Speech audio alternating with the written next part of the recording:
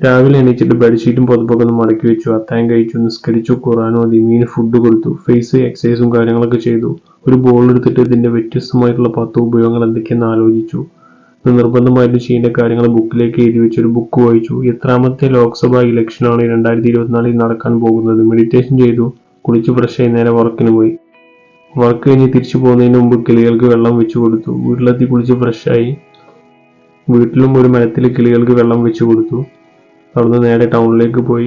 അക്ഷയയിൽ പോകേണ്ട ഒരു ആവശ്യമുണ്ടായിരുന്നു. അങ്ങനെ അക്ഷയയിലേക്ക് പോയി. അവിടുന്ന് വന്നപ്പോൾ ചെരുപ്പൊക്കെ മേടിച്ചു. വീട്ടിലെത്തിയിട്ട് നോമ്പൊക്കെ തുറന്നു, നിസ്കരിച്ചു.